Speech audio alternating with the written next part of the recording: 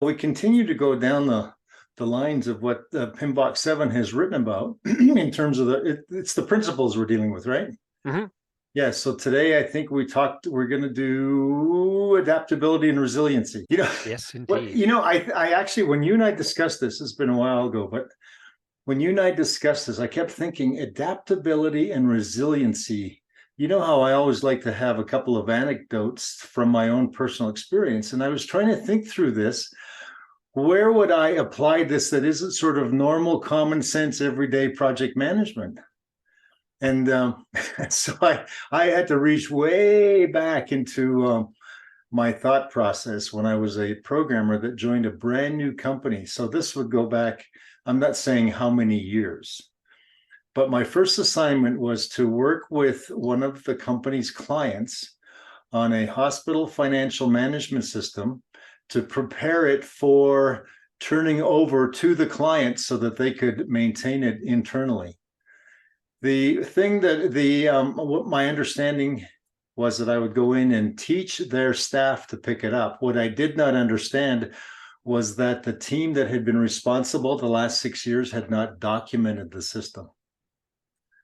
And so you probably don't know where this is going, but most programmers would have quit right there and gone found another job, because documenting age-old systems with spaghetti code is not exactly my idea of spending the next 6 months on a project.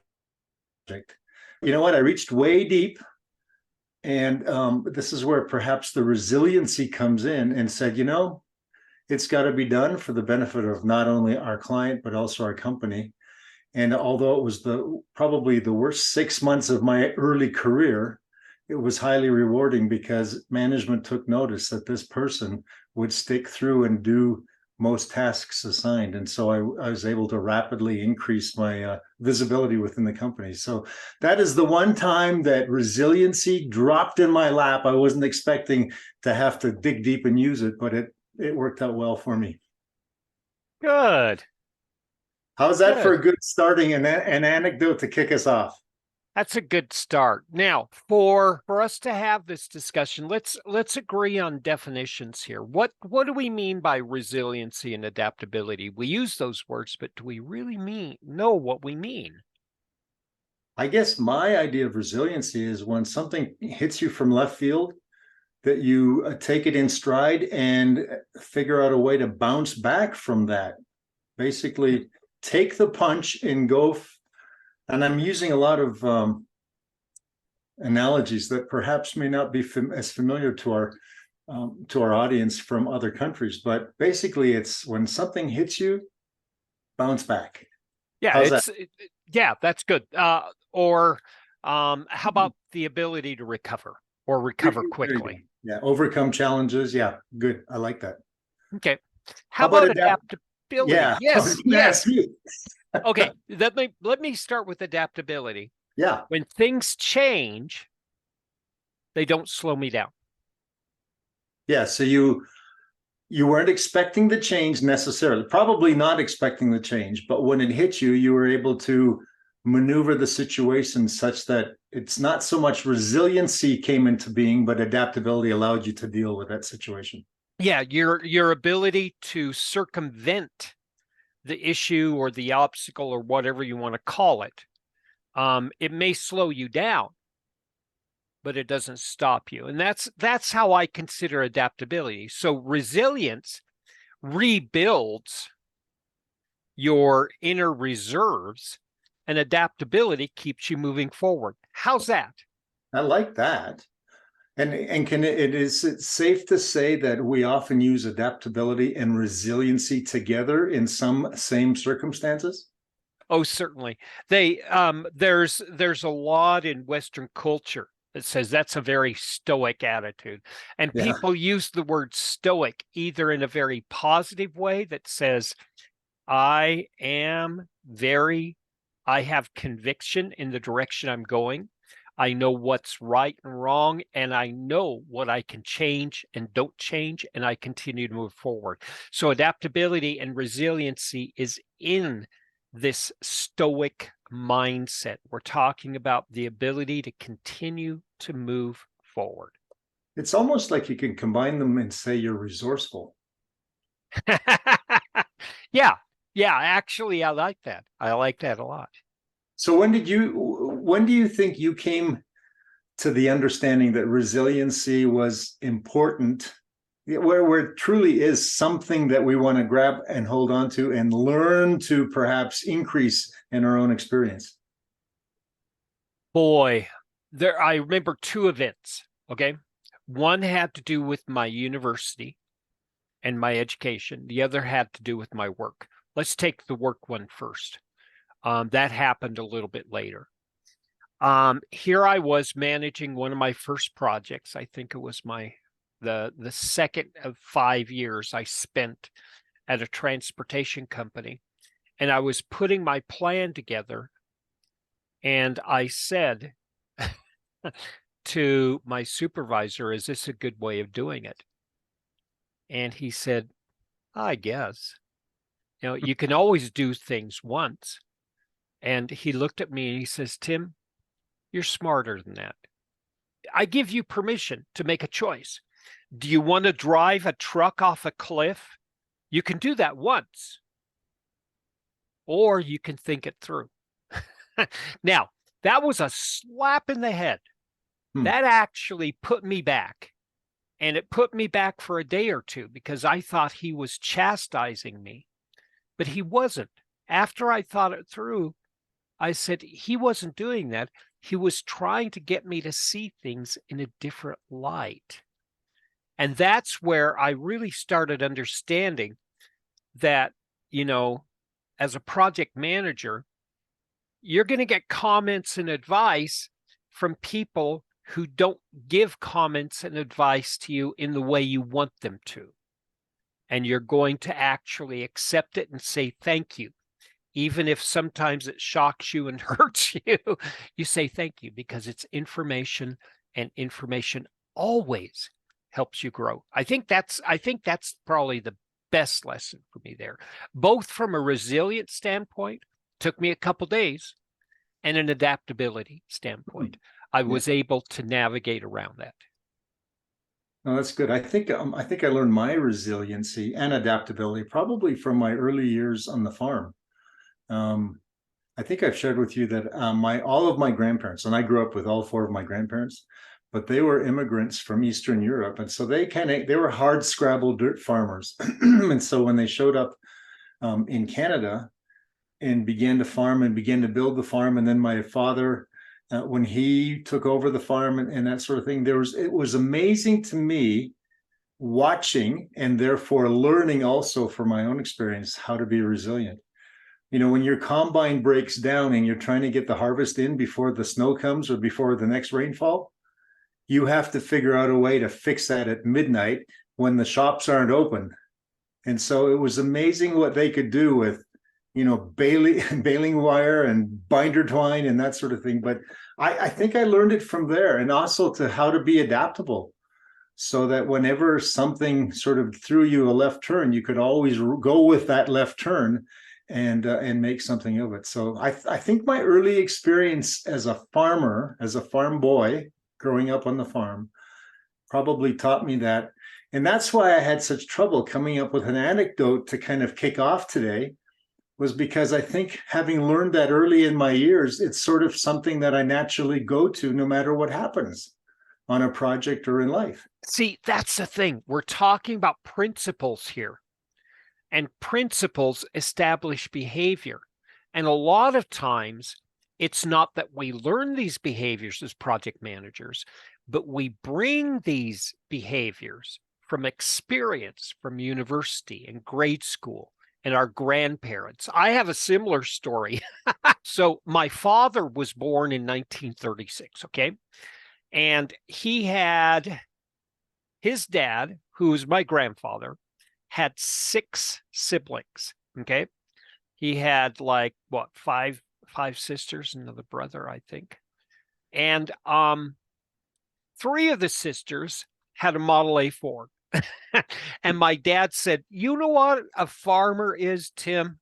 And at that time, my dad was working at the university as a professor. And he said, "This is what a farmer is. It's my three uncles working across a weekend using a hand drill to recore the cylinders on a Model A Ford because the three sisters needed it to go into town and work. It's And figuring out it's yeah. figuring out a problem. It's realizing the problem, figuring out the problem, and then figuring out how to overcome it. So would it be fair to say, just even based on the anecdotes that we were able to share with our audience today, would it be fair to say that resiliency and adaptability are more than just something we achieve, that perhaps they become character traits and even go into our value system? Oh yeah, oh yeah. And again, I could wax poetic about this. but yeah, your values and your principles and the behaviors you establish don't just stop there, because your behaviors over time become habits. And a lot of times, as habits, we think of them as not what we do, but who we are. A lot of times, these things like adaptability and resiliency are part of what we consider our identity. But here's the secret, and this is what makes me so optimistic for humanity. Their behaviors and values, they're not defining the individual. They're defining the character and the behavior, which means any one of us with effort can acquire these things. You don't have to be born with these things. Yeah, I think that's what I was getting at. You don't have to be born with these things. I learned a lot of what I know now from watching my grandfather and my father and my uncles. So when those became inherent within myself, they became essentially part of my character, and you're right, essentially part of my value system. So Exactly. could we then extrapolate that to the group? Isn't that neat? Yes, yes. Here's the thing. Human beings by nature are very social, but we're also highly individual. We're this weird balance.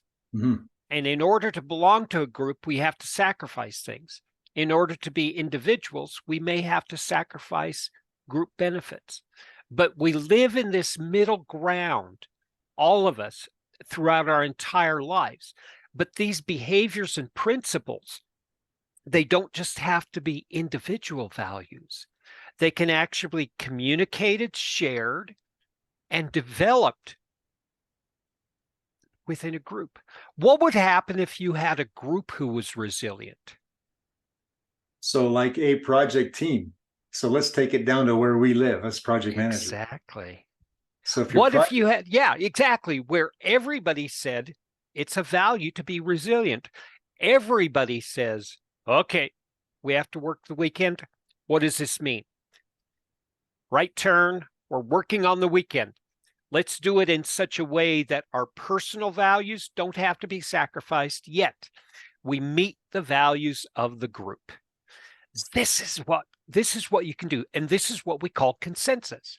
We don't have to agree with the direction. All we have to do is support the direction. So if I can take this down to the brass tacks, let's say.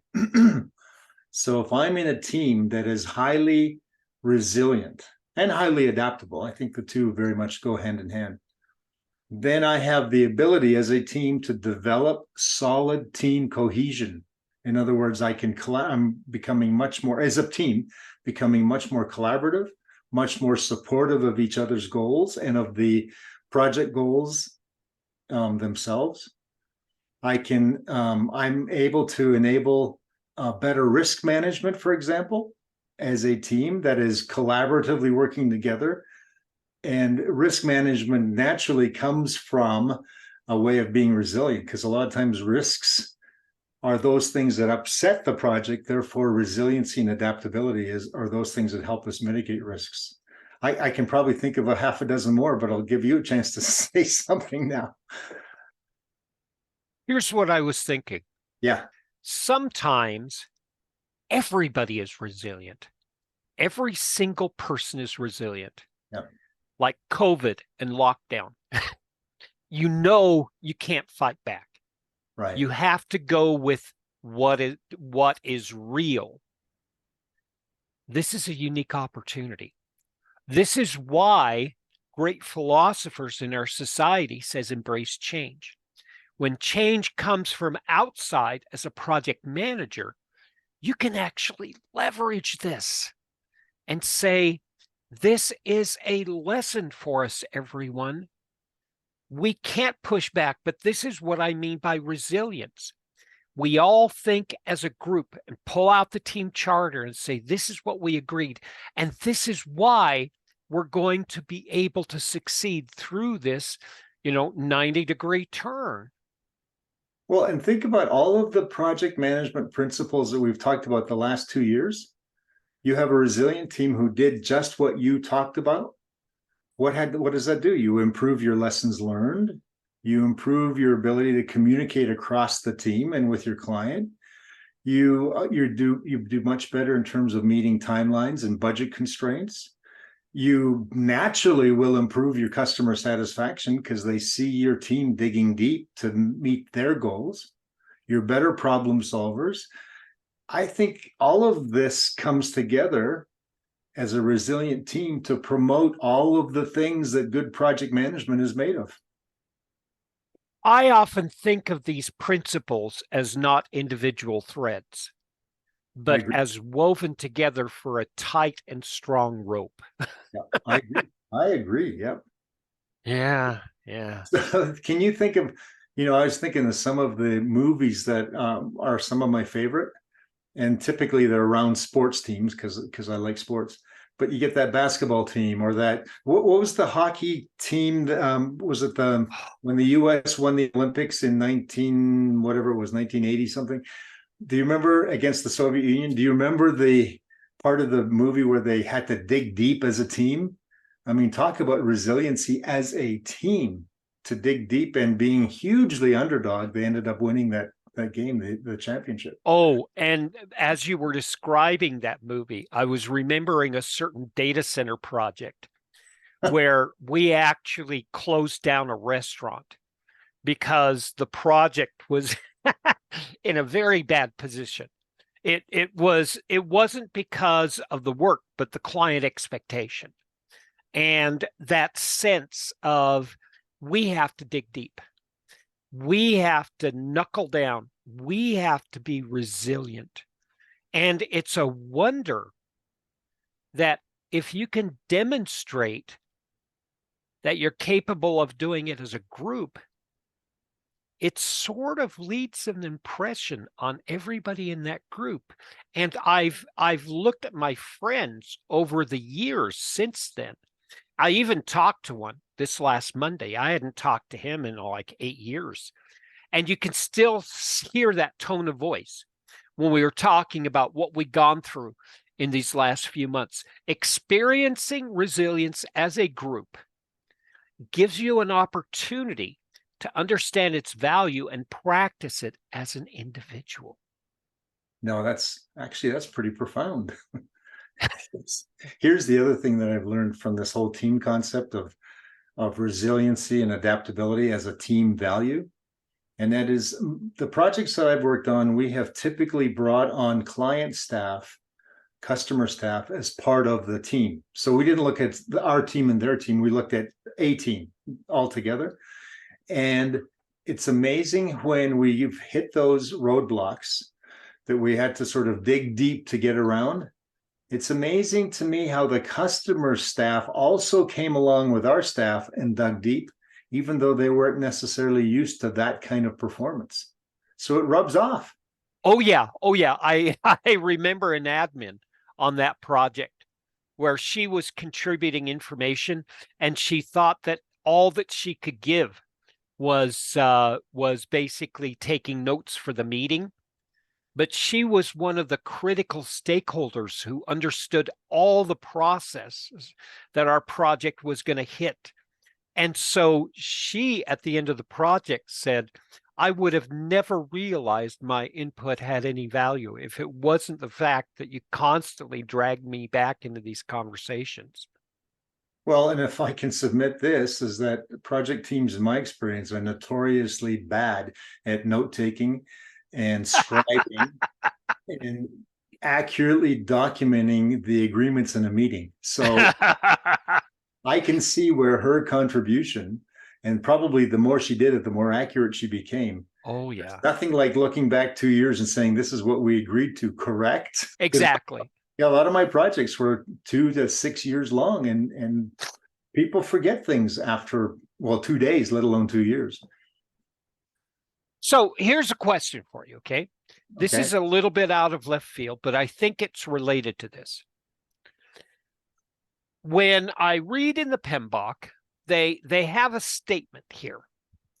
A focus on outcomes rather than outputs facilitates adaptability. So read that again. A focus on Outcomes, a focus on results. Okay, outcomes, right? Yeah. Rather than outputs. Now, the difference between an outcome and an output, a result is not the extension of a process. A process says we have something going in, we have something going out. A result is something that we can use in and of itself. So just, I guess from my experience, so outputs would be the tangible or the measurable product, the deliverable. That's the output. The outcome represents the impact of that output. Very good, very good, very good. Yeah. So yeah, we're saying the same thing. Good. Okay. So yes. I agree completely with that statement. A focus on outcomes rather than outputs facilitates adaptability. Okay. Yeah, because here's my experience again and this probably every project that I've been on, where if there was a focus on output, i.e. deliverables, it became a legalistic, it became a drudgery almost, because all you're doing is making sure that you've got the next output out there delivered so that you can get paid, which is different than saying this output reflects my client's satisfaction because it will represent the outcome. That's exactly what I was thinking. The outcome represents the benefit and the value. The output represents the effort completed. And I can tell you, I can count on the fingers of both hands 5 times. How many times we got my projects, not my projects, but projects that I served on, were so focused on the output, the deliverables, that they ended up being rigid and inflexible and no fun. And think about this. If you focus on the outcome and allow the outputs to be flexible, there's your adaptability. Yes. Maybe you find a better way to have an outcome than just this precise output. See, that's what they're saying with this. Well, I'm going to give them a gold star. Yeah, I agree. It's not the functionality per se that we're looking for. Yeah. You know, it's not finishing the scope. It's not the acceptance criteria per se, but it's the value with the function that actually says we have something that they want and they need, and it solves a problem instead of we finished our scope. Yeah, and that, and that's not to denigrate the output, because truly that is what you use to guide your outcome.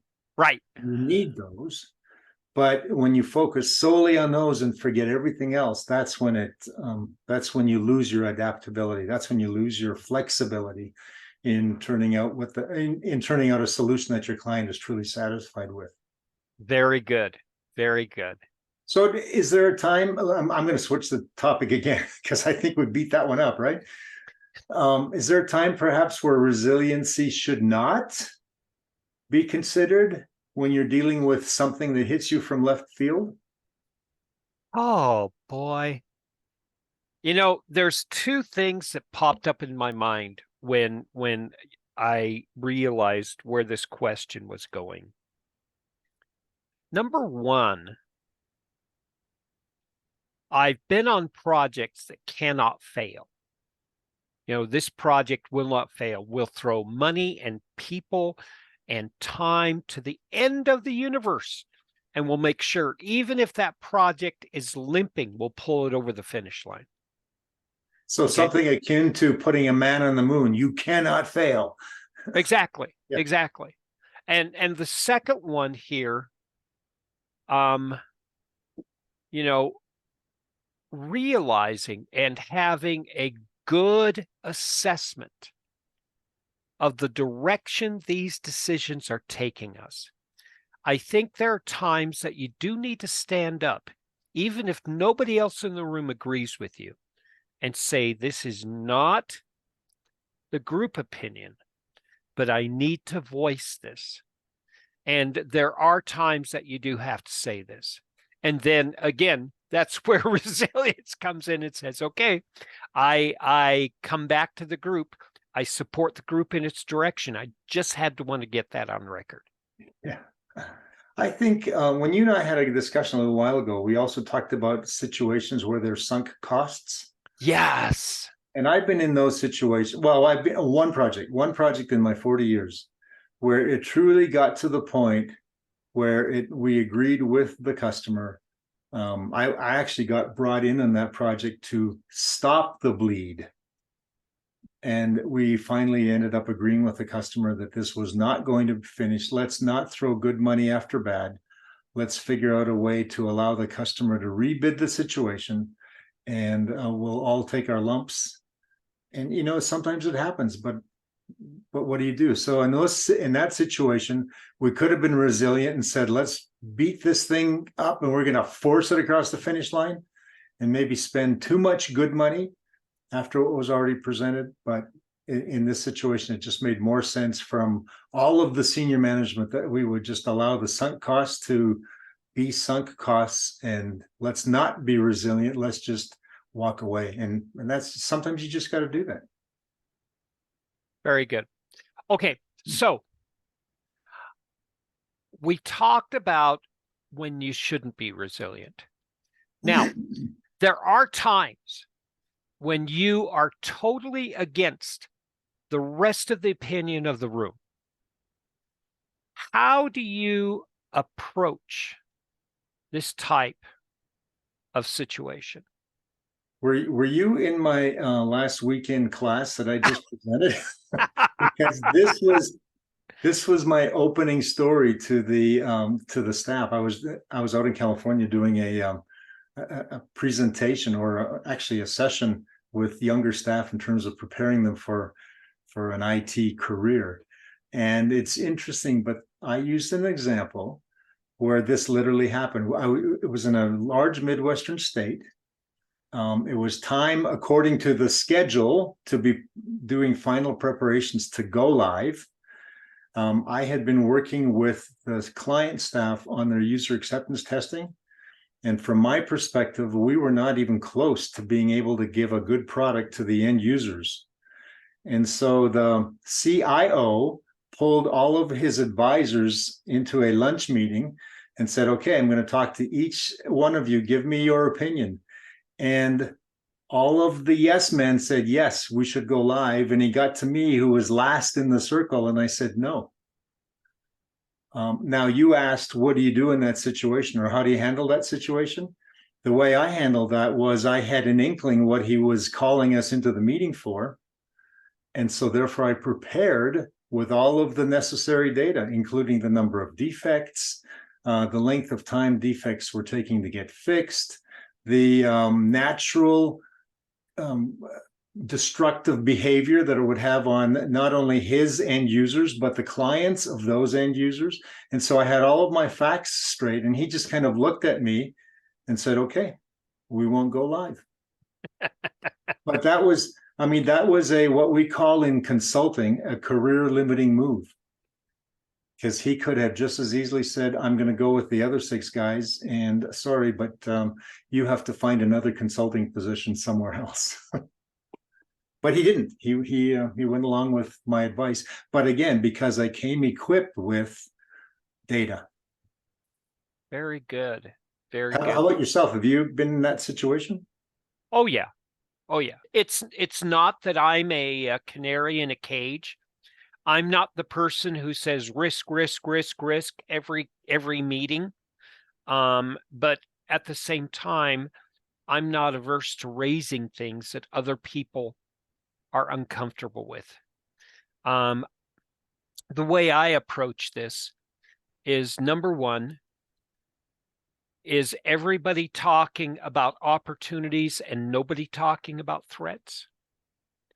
Number two, is everybody optimistic and nobody is cynical? And I'm not talking about emotionally cynical. I'm talking about analytically cynical. Yeah. What could possibly go wrong? If I see that off balance, because I am a trained leader and advisor, I say, okay, I am observing this. This means that we need to look at what is off balanced and why. And so I don't attack the item that nobody's willing to talk about in the room, but I bring up the issue that nobody's talking about it. And this is a small step towards being able to confront issues that may be culturally or professionally or from an organizational standpoint, people are unwilling or uncomfortable to bring up in a room. And I've had this happen many times. Well, part of what you just described was our ability to be adaptable.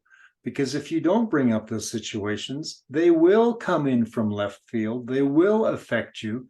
And suddenly your ability to be adaptable for the situation means you have to draw upon your resiliency to recover if you don't meet it head on as it's appearing. These are facts. Yeah. And we can't ignore facts. And this is the issue we have in many organizations I worked within. Confrontation was basically off limits. You don't make people wrong. You don't make people sad. You basically do the work in such a way that everybody gets along. But the problem is, when that becomes the primary objective, that's where you have problems, and that's where you have to stand alone. And that's where your resilience from a professional and career standpoint has to be very personal, and also your adaptability. Once that you've actually made that, standalone statement, you're going to have to be able to say, okay, that was a statement, that was an opinion. They're attacking the statement and opinion, not me. We can still progress as a group. Well, that's where I learned certain cultures, and I loved my experience in one that was more Asian oriented, and that was the whole idea of saving face. So you didn't confront, but you presented in such a way that you saved face for the other person, while then collaboratively working on the the problem. So that, Exactly. from my perspective, it became invaluable. Yeah, and again, there's no reward in it for me, but it sure does expose the problems that are going to create more headaches, more work, and eventually leave stains on my career.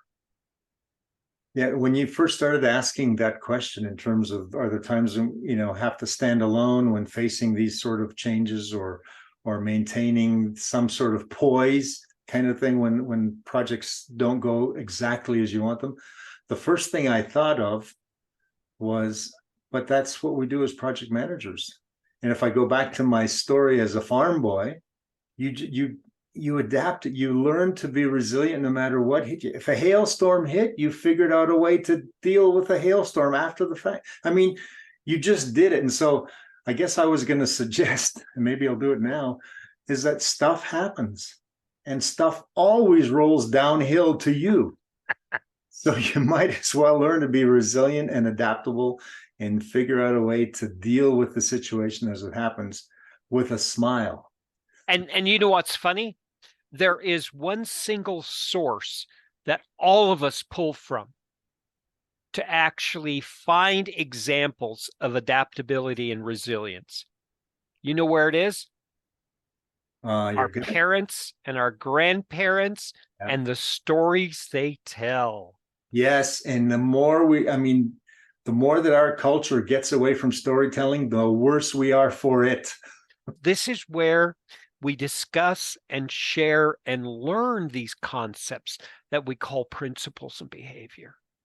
My wife and I belong to a dinner group where we've been meeting for the last 10 years on a monthly basis and that sort of thing. But we get together and sometimes we will just spend an entire evening recounting stories from a few years ago where we all participated and learned from. Back then, it might have not been much fun, but when you recount it and how we were delivered from those situations and our own sort of reaction to those situations, we end up having great laughs and great lessons learned in recounting and retelling those stories. You know what? That inspires me. That really inspires me, Merv. Let's actually ask our favorite last question of the show, and let's wax about that, and let's think about that. So if you were to give advice to somebody who was a project manager and they were looking at, I need to grow my resilience and my adaptability, how would you advise them? Well, I think the first thing that I would ask them is if they really understood what those character traits and values truly mean. If they can truly define resiliency and adaptability, then I can work with them in having sort of using even some of our anecdotal situations to show how resiliency can be effective in certain situations. And I think also just to talk to them about working on these characteristics once fully understood on a daily basis. I'm not talking about put it in your planner once a month. I'm talking about look for times every single day where you can exercise your resiliency and your adaptability. Here's another thing: storytelling. Nice. Get them to watch the people around them, Yeah. and watch the people who tell stories, and see how the stories influence other people, and then practice storytelling themselves, because we all have grandparents, we all have parents and uncles and great uncles and great aunts, and they always love to share history for just this reason. Yeah. What are the values? What are the principles? Because if these are valuable principles and behaviors personally, they're also valuable in a group setting, which means that we can actually take advantage of them and learn from them and grow them, not just for our personal benefit, but for the benefit of our careers and the benefit of our profession. Well, and the other thing that I would advise a young project manager who wants to increase their ability to be resilient and adaptable was I would remind them, even as I remind myself, that nobody likes a crybaby. And what I mean by that is for people who are not displaying resiliency or adaptability, typically they are the woe is me people. Everything goes wrong. Why does this always happen to me? How can I want another project. I want to go somewhere else. So it's those, nobody likes those people. But if I go back to the initial anecdote that I started this podcast with, where I was a programmer who'd spent 6 months documenting a spaghetti coded system, it's amazing how the visibility of managers, even my peers who thought I was crazy, and certainly the client, it's amazing how my visibility increased in all of their eyes. Oh, yeah. Because I was resilient and I wasn't a crybaby about the situation. Yeah. And training doesn't have to be something other people accept. People can learn and grow even if they don't want to. One of my favorite tricks, and you can use this as a project manager too.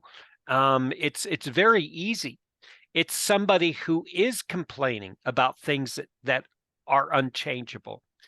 The easiest way to say it is, or the easiest way to combat that is say, and what are you able to do? Not Remember, but, yeah, not but, and not yeah, but, because but makes them wrong. yeah, It says, no, I don't agree with you. And says, you have given us information and a platform to grow from. right. Let's do it together. Well, and that's you started to say something, or at least I thought you were starting to say something. You don't take a class in resiliency, but you can go to your own class called life and project life and learn resiliency from practicing, from exercising, and from just watching those around you, as you suggested a little earlier. Yeah, attributes, behaviors, principles, values. We learn them just like we learn martial arts, not by watching a movie, not by reading a book, but by being thrown down on the mat a few times and making mistakes, and then observing the results enough time to realize that there's a better way to approach this. Well, And go ahead. no, I was going to say, and observing the reactions of those around you. Yes, yes, yes. This all goes hand in hand. We don't have to wait for mentors and trainers and teachers to teach us. Yep. We often are our best mentors. And that's basically when we're talking about these principles, the best advice I would give to anybody who's looking to grow their principles. You know, we should do a podcast just on the traits of a project manager that have nothing to do with principles or domains or anything else, and how to, from our experience, how to increase those for better career experience. You know, you have an idea there. Let's consider adding that to our list of topics after we've finished our domains this season. Absolutely. This is something I wish someone had pointed out to me 20 years ago. Yes, yes, indeed, yes, indeed. So Well, we're finishing early, we've but exhausted. I think we have talked about this quite well. I really enjoyed this conversation, and if anybody else enjoys this conversation, please tell us, because we're more than happy focusing on things, that you find valuable and you can actually use to, further your career and actually make your satisfaction in your work higher. And all I can say is that if you lasted the entire 45 minutes with us, it's not an example of your resiliency, it's an example of our brilliance. Touché. Very good. Very good. Just kidding. So where can we find you this week if we want to talk to you? Well, now that I'm back from vacation, you can find me on LinkedIn. You can find me on my website. You can find me even on Facebook if you're so inclined, for those people who still use Facebook. But no, I'm around. I'm always, and by email, and yeah, I'm around. Very good. And I am too. LinkedIn is the easiest way to find me. And then from there, you can find me where I post articles and I do other video conversations as well. Yeah. Great. Well, this has been fun. Thank you very much, Merv. And thanks everybody who've listened to us today, and continue to check in and we'll be happy to continue the conversation.